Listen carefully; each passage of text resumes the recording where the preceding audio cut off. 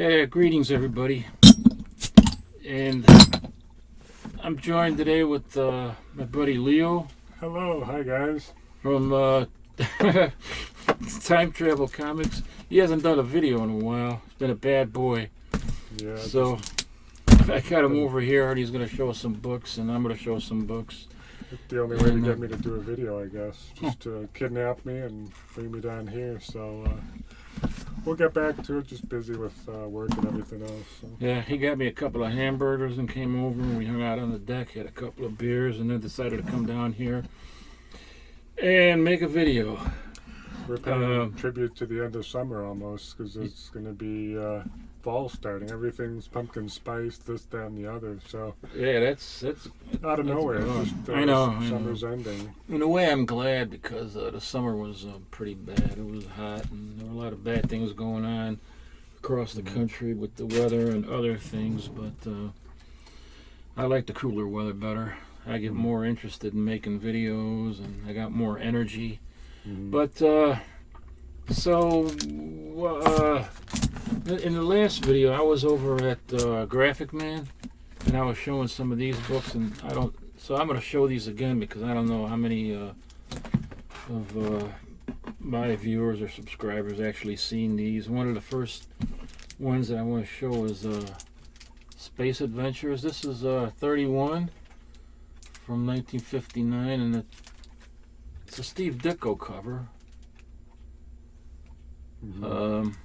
Yeah, great colors, the blues, the yellows. Yeah. Everything's hand-drawn about it, so that really makes it a more special look to it as well.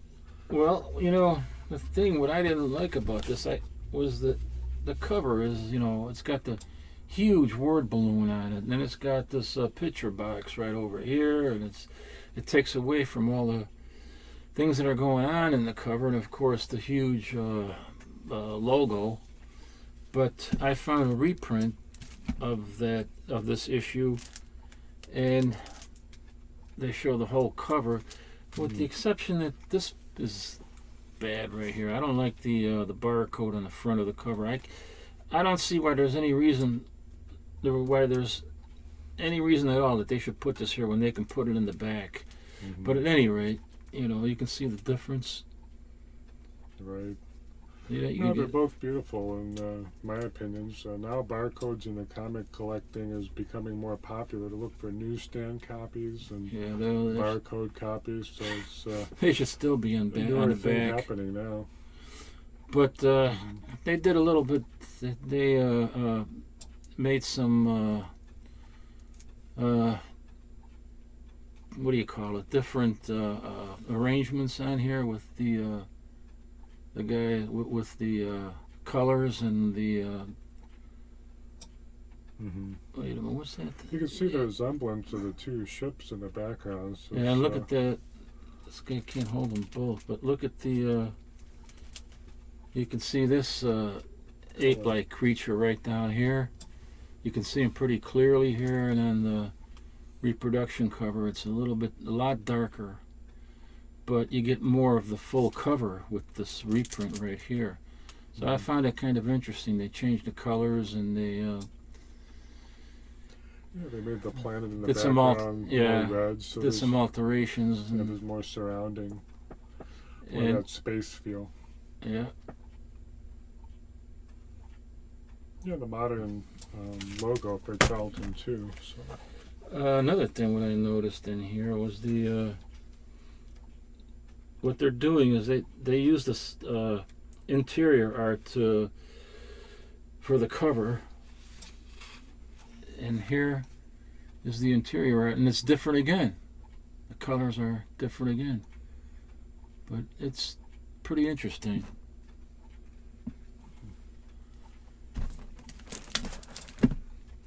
So I thought that was pretty interesting. Yeah, same line drawing but different color choice. And it's a creative way to recast it. I wonder who recolored this. I don't know, but it'd be interesting to find out. So you got something that you wanted to show? And these, are not. These are not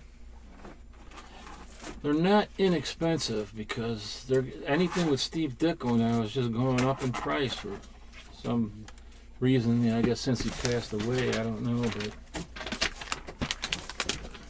since you showed the Space Adventures, I can take it back a little bit to the first issue. As Hans sometimes teases me, I usually collect books in a lot lower grade than my buddy over here, only to have them, only to be able to read them and enjoy them. So one of which was a find a few years ago was a Space Adventures #1 Al Fago cover. So for many of you that don't know, Fago. Not Fago. Fago. I used to call him El Fago, but it's Fago. But, thank you for the correction. And for many of you don't know, with the videos that Hans does, it's quite a production in the room. There are elves that put things away when he takes them out. There's somebody pouring coffee for the other elf too, so they can do the studio production. So kind of an honor to be here because there's a lot of inner workings in the inner sanctum of the collection room. So probably never been in any place so tight before. Yeah, but so you're at one with the comics, so it's a good thing. But this is a great cover. This is from quite a while ago. I'd say this 1952. There's a split here, so if I take it out of the bag, I photocopied this part right here because the newsstand, when they discarded the old issues or moved them away, you can see they just cut off the title. So just like the captain said, there's a big logo. It kind of takes up most of the yeah, they cut that off to get reimbursement for the comics, unsold copies. Okay, right. Yeah, another one is that I have here is issue #5. Just a great spaceship cover. The astronauts in the foreground. Kind of has a planet with the ring. Looks like Saturn. The captain showed in his particular one right here. Tell them what you paid for that copy. Oh, this one back here, well, I'm very frugal. It was $7.07. He keeps it's in the back of there. He keeps a record right on the backer board. Kind of know. Isn't that something? $7 because it was missing the logo. The logo. Yeah, that's what this. Otherwise, pretty nice copy. And yeah, it's complete. The inside pages, so kind of showing another one side by side. This is issue #6 from May of 1953. Coming at you. Which way is that? Okay, there. This one's the one from 1953. I like the airplane whizzing by the saucer and that little inset right there of the pilot kind of frantically trying to outmaneuver it. So, Space Adventures, just some wonderful artwork, great science fiction. This is issue #8. This is also from 1953, featuring a robotic lady. That's a great looking cover. Probably take it out of the bag because there's some glare just to see a little bit. And you usually don't see that many great covers from Charlton, not in the later years anyway. Yeah, so it's great. You can see nice. The emotion, the astonishment, Dick Giordano cover. The inside too. I think they do a good job with arranging. Nice. Look at that. That's nice. Yeah, kind of the arrangement of everything is pretty good. Oh, spread it out a little bit, like you can see that. Look at that robotic lady. Yeah. Yep. Good old Space Adventures. The space genre is a lot of fun. Hate. Yeah, this one slipped in there. It's like a dull book. Just ghost stories. Random, dull. But it's got a skull. It's got a skull on it, and everybody, anything with a skull is automatically something that guys, want to collect. People want it, yeah. Yeah, the story's interesting. It's about a spaceman that saves another spaceman, but then they said, who saved you? They said, oh, somebody did, but he's been gone for many years. So there's a lot of mystery. And it has a date stamp on there, 1967. That's always fun. Kind of like a Twilight Zone story. Right, like who saved you, but they don't exist. Right. My low-grade book, look at that cover. Oh, crunchy. Ooh. Yeah, you need some archival mending tissue on there. Yeah, the captain's good at mending anything, even broken spaceships, what have you, comic books. He's Mr. Fix-It. Yeah, no, that's the Hulk, I think, isn't it? Mr. Fix-It. That is the Green Giant? Oh, yeah. No, that's just something along the theme of space adventures. This is pretty cool. I saw this earlier today, and I was getting. I've been looking for this in my. I showed this before, not this one, but my copy. Quite a while ago, and ever since the last time when I showed this, I haven't been able to find it. So here he comes with his copy, and it just reminded me of all the aggravation I'm going through trying to find mine. I have not been able to find it. Mm-hmm. Well, you can grab one of the elves. You can. I think it was Miranda. She can find it.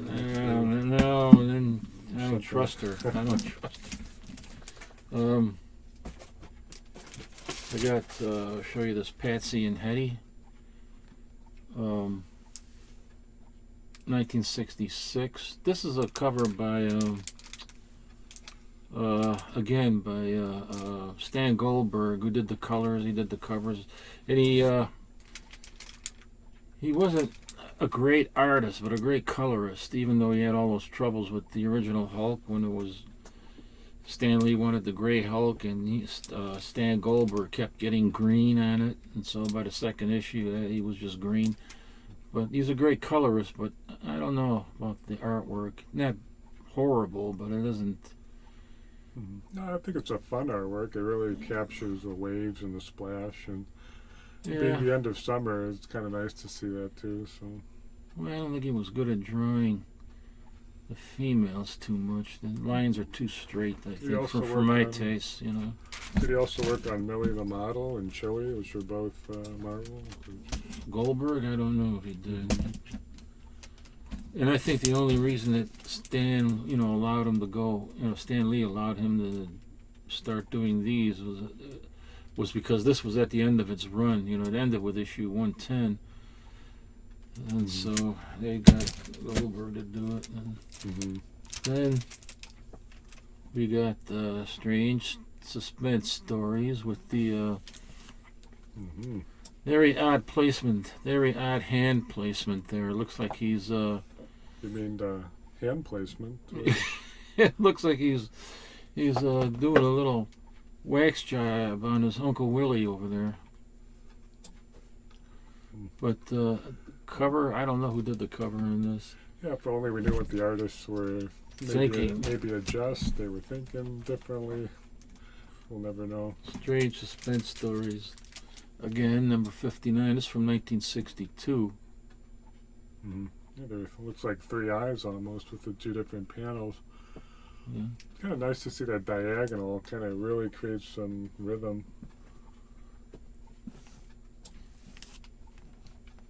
Nice surrealist cover. One thing I like about Charlton is their upper logo is kind of reminiscent of Atlas Comics. Yeah, kind of. They probably got some idea, from they had copied their ideas from each other, these comic companies, throughout the years. Strange Suspense number 63.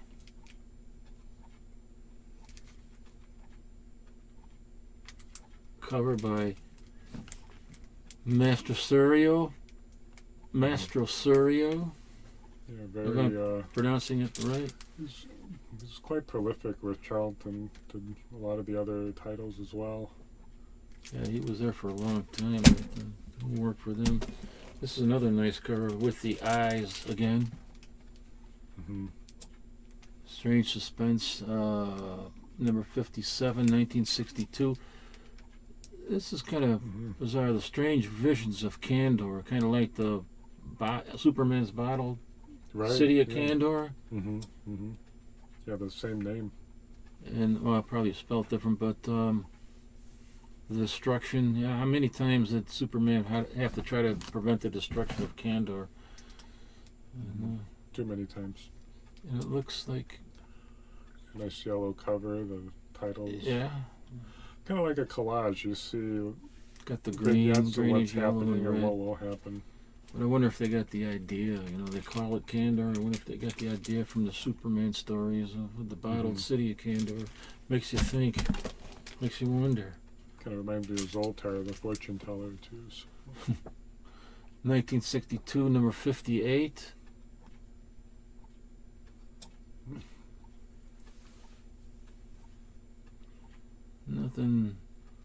Nothing outstanding about this, but interesting.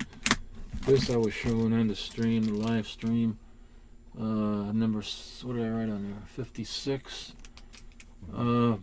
This is interesting because the box down here reminds me of a Mars Attack card. The wax paper. Mm-hmm. Oh, the collectible cards by yeah, Topps? The Mars Attack cards from 1962. Yeah, they do look like that too, and even the 10-cent box, it kind of jumps out. The orange and the yellow, they were orange and yellow like this, and the font is the same too. Mm-hmm. So, and this is 1961. So this was late 1961, right around the time when they started releasing those. Very 61, nice. 62. It was very popular. The Mars and planet, space, that was a big theme. Roswell. Oh, ever since 1947. It's part of pop culture. I think it's the anticipation of what will happen next, and it will somebody from beyond come over. So I think that's been happening anyway. In this planet, in this solar system, I think has been visited by strange sightings, extraterrestrial life, intelligent life forms for a long time. That's what I think. I don't know. But anyway, here's number 58 from 1964. It might be a Giordano cover, or maybe. I don't know. I didn't put any name on the back. Maybe. I think there's also Trapani. Trapani was another artist as well. Could be. But it's difficult with Charlton Comics. They never really highlighted the names that you would see with Marvel or DC. It was just more off the press, just to show the artwork. Yeah. It's a lot more research has to go Everything, into Charlton. everything is, the wording is all typeset. And then I have, here's a gold key for a gold key geezer. That's another guy on YouTube, one of the... I'll have to check it out. Number 1377. Yeah, I like the three-colored UFO, green, red, and blue. They had all these great, Dell and Gold Key had all the great painted covers. That's what I like so much. George Wilson again. Yeah, This is painted by George Wilson. Not to be confused with Dennis the Menace. George Wilson, who was always being aggravated by Dennis. So, I don't know. You got some other stuff you want to show? I'm just thumping through the box. Let me see. Well, I'm going to stick a little bit with the space theme. I'll kind of second you on the UFO cover. Oh, the, Marvel Tales. Marvel Tales, 134. Again, a low-grade book, as the cover is completely detached, and there's which way here, kind of there, learning the lay of the land. But I love it. You see the UFO greeting the Earthling. Looks like a child, as the title says, and a little child. But yeah, this was eBay pickup not too long ago for about $16. So I think somebody showed this on the stream. I forget who it was. It could have been Graphic Man, but I think Grok 2 Orloff pointed out that you got this guy over here looking in the opposite direction. This guy right here. Something is up with that. And a few other people too. Let's see. You can see the police kind of keeping the people away. There's a little kid over there. Maybe the mother, the father. It's hard to see. It's interesting that one just person weird. looking directly at the viewer. Right, exactly. That's kind of odd. I wonder what the idea was behind it. You know who did the cover on this? I have to take a look. I haven't researched it thoroughly, but I don't know either. Looks like it was surviving a ray gun attack. This copy right here. Right. I think you got one back here. This guy right there, see? That's probably what did it. The captain comes prepared for any adversity. Yeah, another book is an ACG comic, issue number 7. This is a more rare title. from what I found, is Commander Battle and the Atomic Sub. Just great, basically a naval ship trying to thwart off the UFOs, and you just see the lights and the directions of the rays and the lasers and the blast effect. I think this is a good use of the title too, how it pops up, and just terrific artwork. That's an interesting cover. I like that cover. I'll have to Yeah, keep that in mind and watch out for that, because 36 pages of greatness from 1955. Commander Battle. I haven't even heard of that title.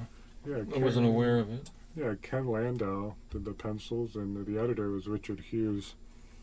So, Oh yeah, Richard. Well, Richard Hughes did all that, did a lot of that stuff for ACG. space fun there. I did a video on UFO covers a while ago, like the captain said, more than 5 months ago.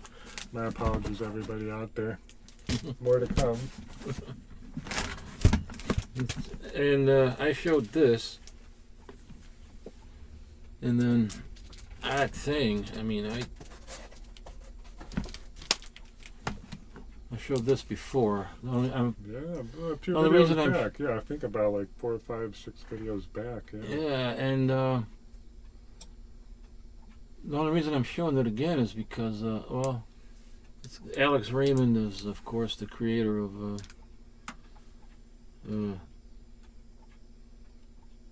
Flash Gordon, and but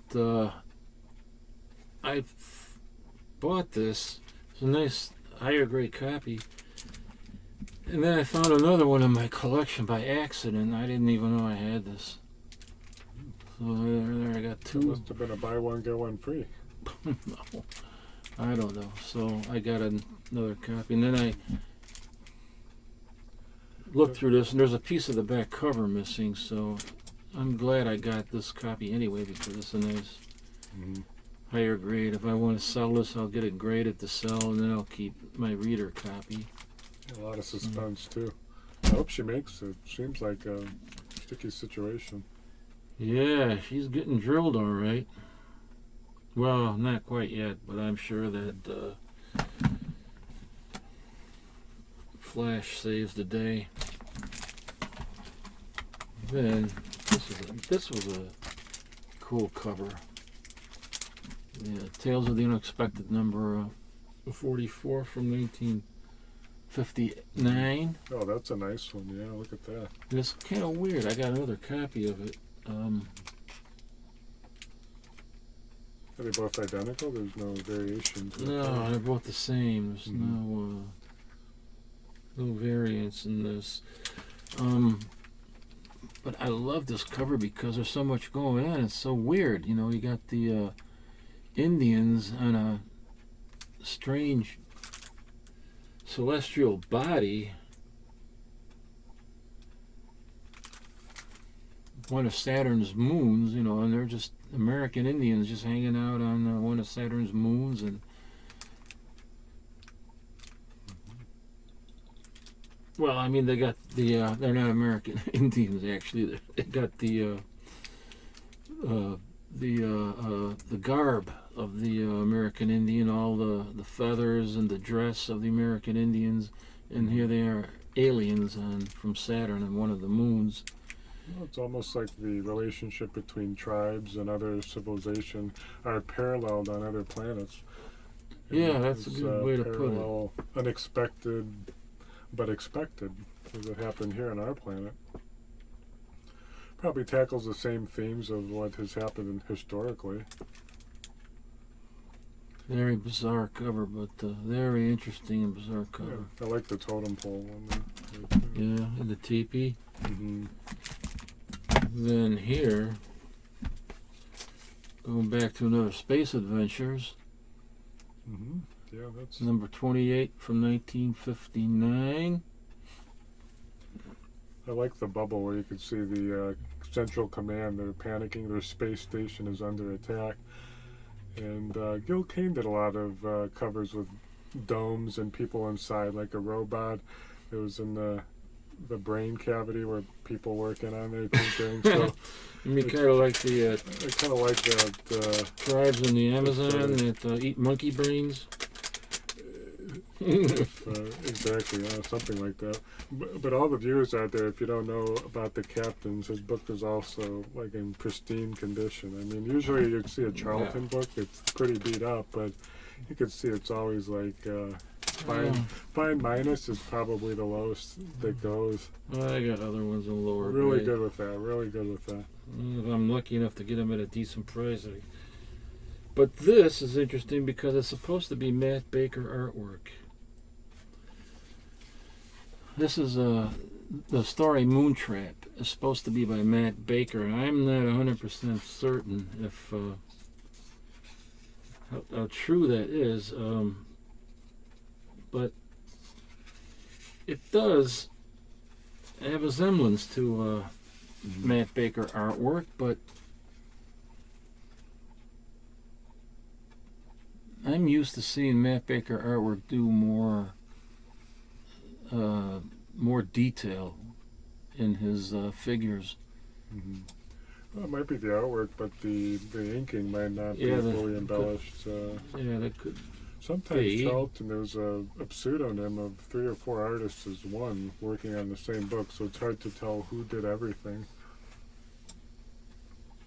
From Giordano to Trapani to even Ditko, it wasn't clearly mentioned. Yeah, it has very strong semblance to Matt Baker. Mm-hmm. But, so now that I've said that, I guess everybody will be looking for this, and then the price of this will shoot up to sky-high proportions, astronomical monetary proportions. Yeah, there's a lot of hype and buzz nowadays, affecting the market. Yeah, I'm veering away, like I said earlier, veering away from the newer comics. I'm just sick and tired of all the... Mm-hmm. What were you saying? We know that Tim Drake is gay and stuff. You're saying Robin is supposed to be gay? Well, I think there are a lot of Batman titles now, and I think they're recasting Robin, more sensitive to a lot of social issues happening now. So further. So who does that? It's just a little minority that's making the companies do that. Yes, it's like art is in the eye of the beholder. Some people appreciate it. Some people say it takes away from the original. Meant to entertain. Comics were meant to entertain. I think there's meant also to be new escapism. Batman too. That's completely different from Bruce Wayne. So, like I said, there are a lot of new Batman titles coming out now. I haven't looked at much at the newer titles at all. Mm-hmm. This was some of the stuff that was in my thumbnail that I wanted to show in the last video. But I thought your thumbnail was here. Oh, this. Oh, okay. Look how clean the nails are there. Oh, that thumbnail. Oh, that thumbnail. Okay. Yeah, that thumbnail. I got Captain Midnight. No, very nice.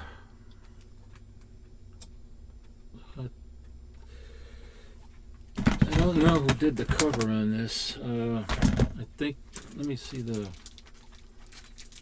number 48. This is from 1947. Mm-hmm. But I have no idea who the it has that golden age goodness of the square jaw, the creased eyes. You see that with some of the older Superman and Flash Gordon. Yeah. That kind of like an Art Deco kind of older 20s style too. It's popular in advertisements. This is from the Pedigree collection of Brian.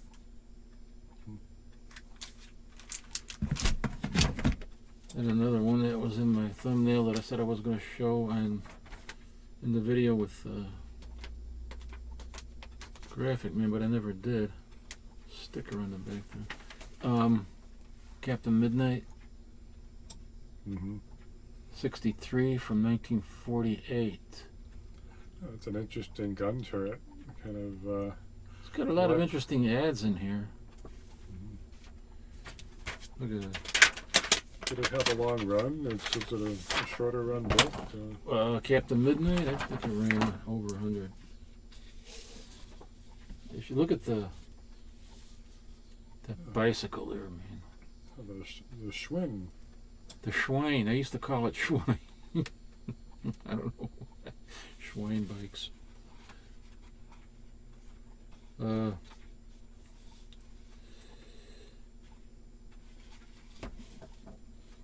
It's interesting. Captain Midnight, Shazam, Superman. They all kind of have a swipe on their design. Yeah, that's why Fawcett got sued, I guess, from National Comics.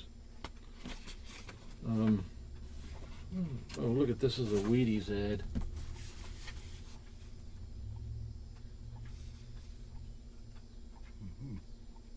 15 cents with a Wheaties box top. Get your Explorer watch, Sun Watch. Yeah, it was a big deal. Even when we were younger, cereal boxes and proofs of purchase. Yeah. It was something that you had to work at, and it paid off. Yeah. It did show this book in the stream with Graphic Man, but I wanted to make sure that anybody who didn't watch it sees it here on my channel.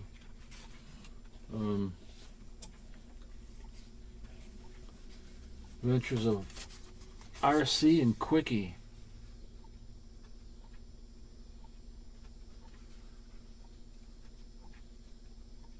It's like a cola advertisement at the bottom. Yeah, RC Cola.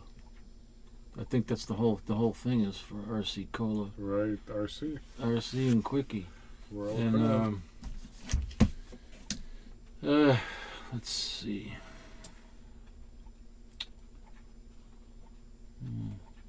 I know Pete Costanza was involved in that, and Cece Beck, I think, in the creation of that. That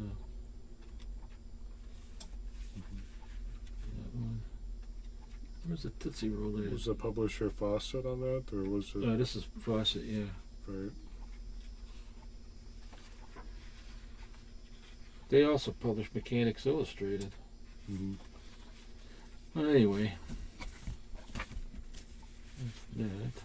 It's got a little bit of gloss on the cover, yeah. Yeah, it's not bad. It's not a bad copy at all. Glad I was able to get it. You got stuff you want to show? Well, a little bit. Kind of. My time capsule left me a few books. Let me see. Or you want to do that on your show or something? No, it's okay. It's equal opportunity time travel, so it's. You sure? It's good. All right. I have some books that I usually like to pick up nowadays. They're reprint books, and they're by IW Comics, and they basically are reprints of ones from Planet Comics. So this is Planet Comics #1, and Israel Walden or Waldera. Israel. That's what the IW stands for. IW is Israel Waldera. He actually purchased the plates and the printing blocks for some of the comics and decided to print his own batch of comic books in different genres. And in a way, it's kind of like an early trade, like a trade book, because it takes those reprints and puts them in together. This has a Gal Allen appearance, and some of the titles are Attack on the Planet Mars and reprints from Planet Comics #70, although it's #1 because it's the IW. They also are called Super Comics. You can see, well, actually on this one it doesn't show Super Comics, but a great cover and kind of reproduction. Another one. Didn't you? I didn't mean to interrupt. Didn't you mention to me that this Nicolas Cage just put his copy up on eBay for auction, or on Heritage for auction, or somewhere? Right, just recently, September, in the last few days, in the last week, Nicolas Cage put issue #1 of Planet Comics, of the official Planet Comics comic, and he had a 9-point-something grade, so he put it up there. I don't know the price that it's going for right now, but I'm pretty sure it's high. I didn't know Nicolas Cage was a collector. Yeah, he had a bunch of. He had Action #1, and then it was stolen from him, and then he got it back years later. It came up somewhere, and he got it back. But he. Yeah, that was a good cover of Planet Comics #1. Yeah, it's out there on the internet now, but be interesting. Yeah, just fun artwork. There's always a gal following the hero as he makes his way. You can see the rocket in the background. There's the hero and the with a lady following and a robot. There's some robot laser action going on, and this is from 1958. And the funny thing about IW or Super Comics, they're out of sync, so there's no 1, 2, 3. Sometimes it starts at 4, sometimes it starts at a random number, which can be a little frustrating. But yeah, Space Mysteries, number 9. I don't think there's a number 1 issue of this particular book. Getting into some Western themes, literally Great Western. This is number 1. Also 1958. So around that time, late 50s, early 60s, IW. You can see their logo in the upper right, however you're seeing here on the screen. Did some detective and noir. Another in book IW, 2. yeah. Oh, look at that cover. Yeah. With the kind of like a Dick Tracy-esque. This is another book, 4.5 condition from 1964. Mm-hmm. Dynamic. I would say dynamic. I feel like I'm spelling everything wrong today. Dynamic. I know dynamic. From bicycles to author Red Mask, another one. Great cover, a lot of action. So yeah, IW.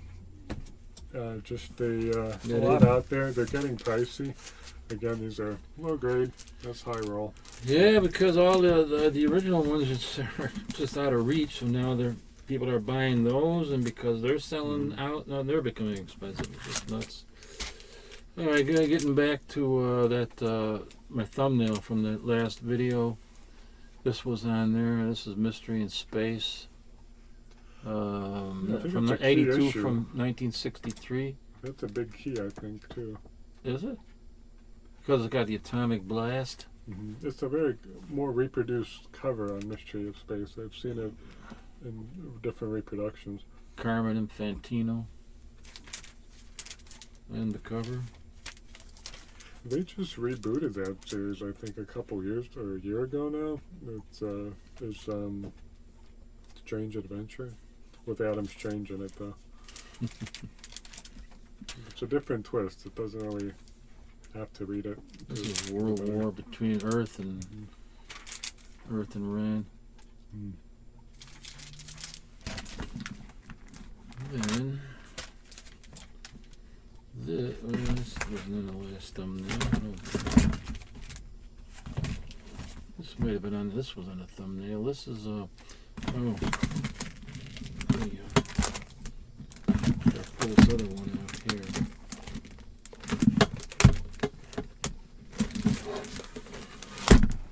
So you've gone this long in the video without a belching noise, a sound. Well, I don't belch in my video. No beer. Well, we had a few, but this is what, 1959, and this one is 1961. All right, this is House of Secrets number 20. If you look at the cover and look at the word balloon. Yeah, fireballs from space are landing. Yeah, they have a nice glow.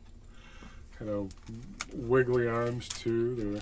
But then we got an in-house swipe of this cover. And this, The House of Mystery, number 117 from 1961. Ooh, wow, yeah. It's an in-house swipe. In-house, DC to DC. Yeah. And look at the word balloon on this one. They even swiped the house of. Yeah, they even swiped the word balloon, pretty much. Look, those fireballs are shooting out of the... What is it? I can't read because I got that tripod there. Hold... shooting out of the hole your sonic drill made, and they're changing into living creatures. And then the word balloon here is, look, those fireballs from space are landing and changing into flaming creatures. So it's kind of an in-house swipe right there. That's evidence right there. I've seen some similar covers with the ACG books with a fiery character on the cover too. Yeah, they do a lot. I visualize it. I don't know the number, but companies are ACG. They were always doing that. It's just not so much swiping their own covers that I'm aware of. But, and, yeah, the other day I was looking at the Swamp Thing and the Heap some Skywald comics, the Heap, and also this one. It's, very much resembles. So that's another example. Yeah, and even DC had a character called the Heap that was in a forgot where it was, but it was in a, I forgot what DC comic book it was in, probably Unexpected or something like that, where he turns into this red heap from being in the sewer, and he's called the Heap. Right. Something like that. I can't remember. I probably got it back there. Even in the 90s, some of the Toxic Crusaders are also resembling a green heap. So it's just generations. Even if you're 80s kid, 90s, 60s, there's always something green and. Yeah, this guy from DC was red, the Red Heap, kind of like the Red Hulk. Oh, that's a great cover. That is Ace Action. phenomenal. Ace.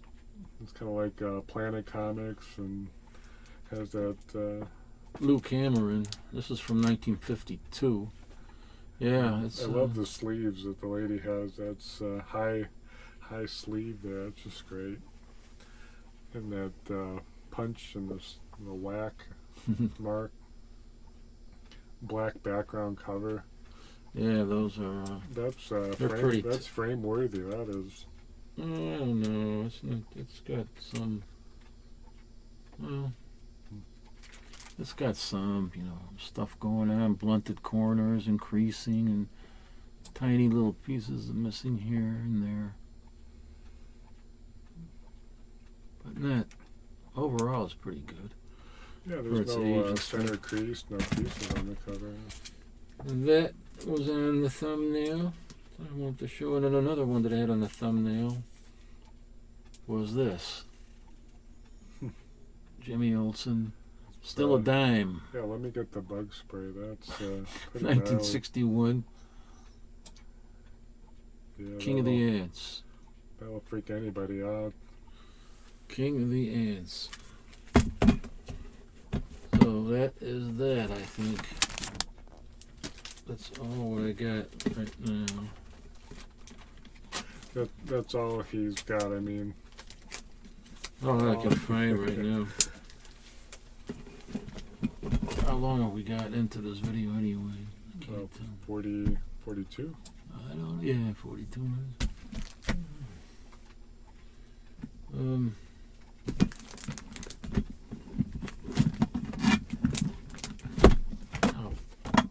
Oh. Yeah, in the stream with Graphic Man, I saw Jambo Comics was showing this Dynamo. Dynamo number 4. Oh, you had yeah. this. Some Wally greatness right there. That with the bondage cover, girl in the track. Naturally, she's got to have a red dress, at least a red dress if she doesn't have blonde hair. So I got another one from. Matter of fact, that was from my comic shop. This one, but yeah, and it was Leo here who first made me aware of this, and then I had to pick it up. Yeah, Dynamo and a lot of great titles, and Wally Wood's wife, actually ex-wife, I should say, helped did a lot of the coloring. That's why it's so brilliant and good. And the Thunder Agents and Dynamo was one of the characters. I always mispronounce her name. Was it Tajia or Tajin? Tajia, his wife. Yeah. Tajia or something like that. Tajia Wood. And this is number 1. Hey, get it out of the bag. Like a baseball batter up. Yeah, the power belt gives him his strength. A lot of times the enemies would try to either steal it or try to apprehend him from it. Or try to destroy it. Well, and that's what the plane is trying to do right here. I think destroy his power belt. And then there's one character that is in multiple bodies. So when he dies, he transports himself into another body and comes back. I have to might need a little help in the comments. Who was that hero is? Tower Records? He's one of the Thunder Agents. kind of like Marvel's The Vision, but he has an appearance, and he basically helps them by transporting his body there, and then Oh he yeah, can yeah, transport right. himself back. And one of the team members for the Thunder Agents. I forget what I know you're talking about. I don't know the Probably in name. one of the books too.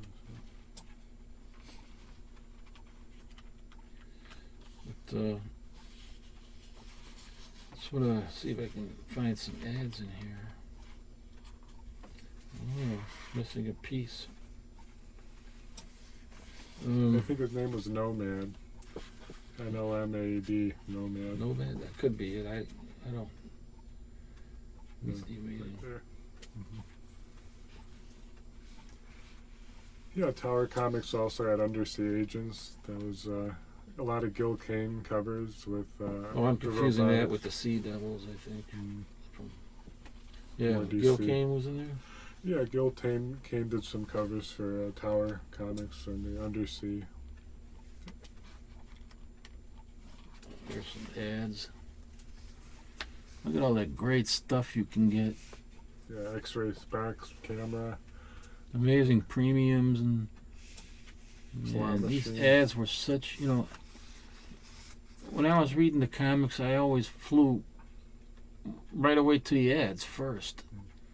I was always looking for that one where you stick your finger in the gum, you offer a piece of gum to somebody, and it's like a little mouse trap. That was. Oh yeah, You were very cool if you had that. If you had that, it it hurt looked like too, the- man. I got fooled by that more than a few Ruby times.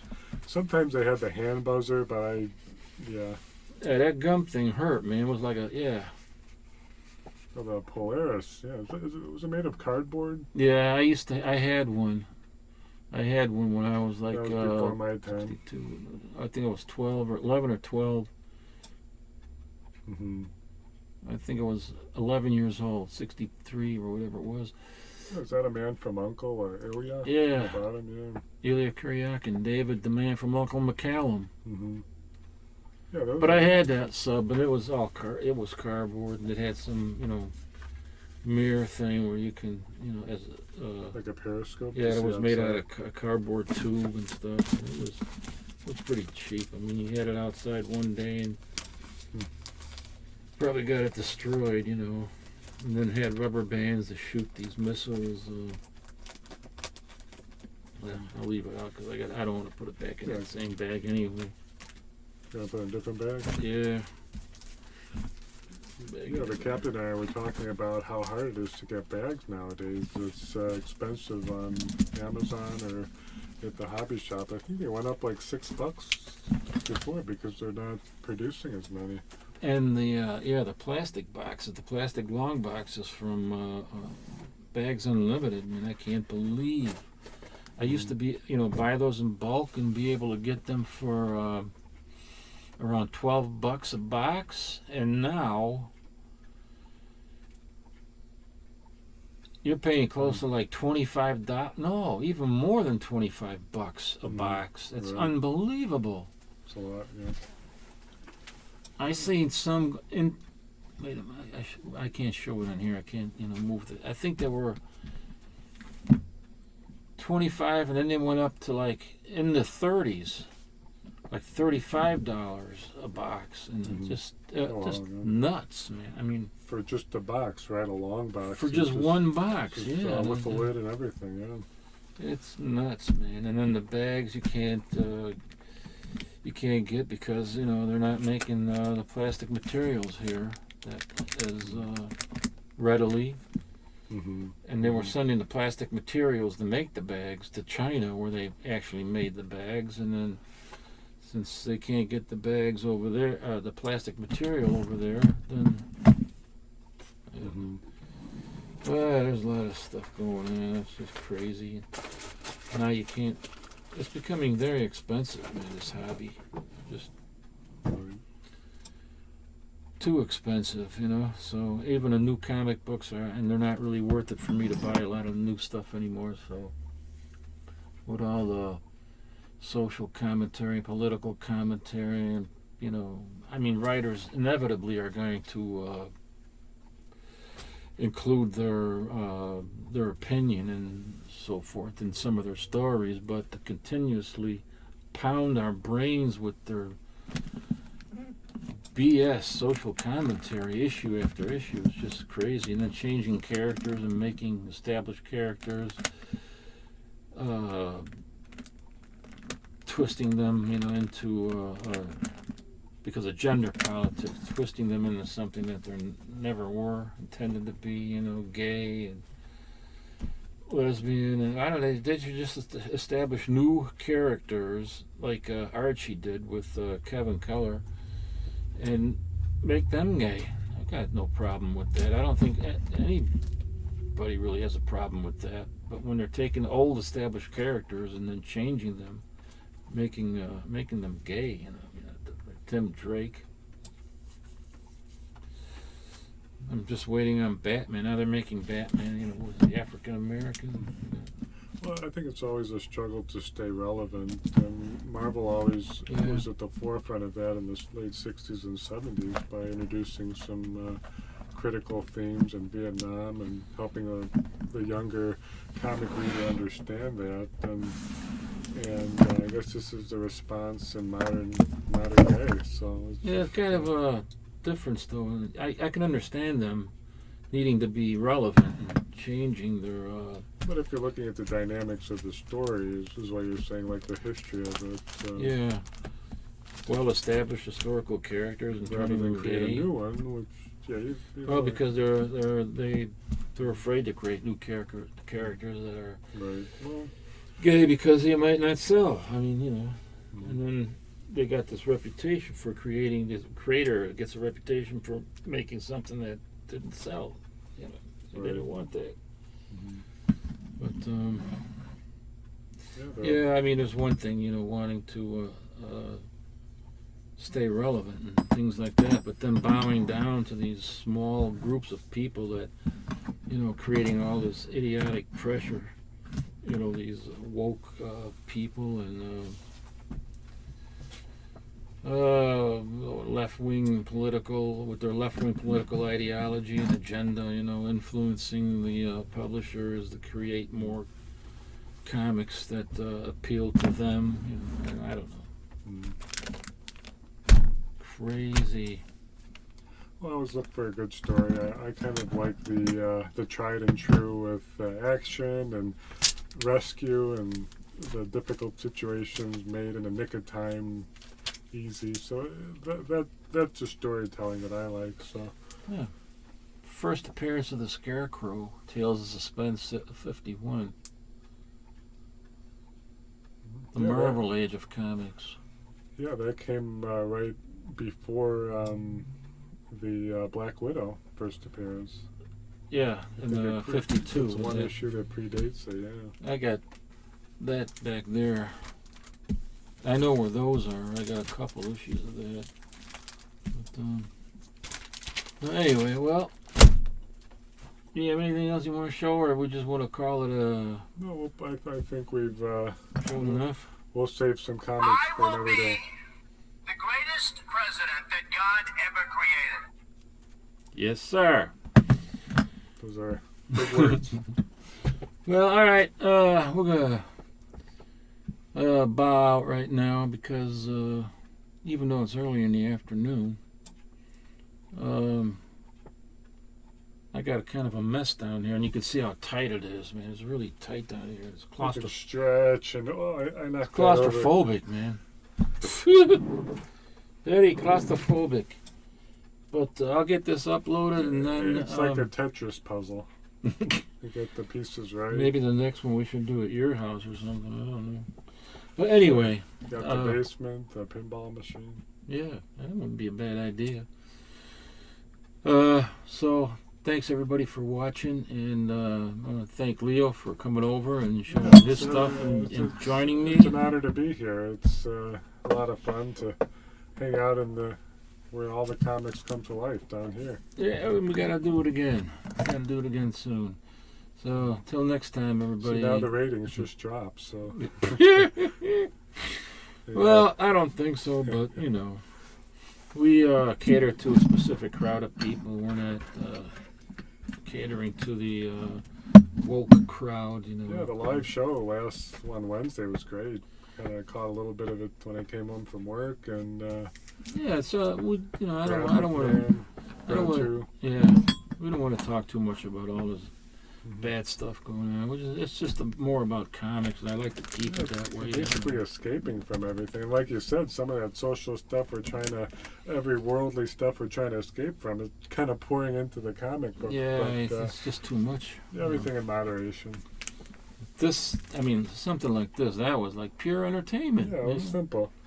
Pure entertainment. Just stick with Mud Jeff, that's all. Pure entertainment. Simple Again, look at that. That's a good. This one. Where was my hand? Right there. That's a good. For the holiday? Yeah, that's what I was trying to say. Look who's boss, the deer. Oh, This gosh. holiday. Anyway, thanks for joining us, and till next time, live long and be well. Take care.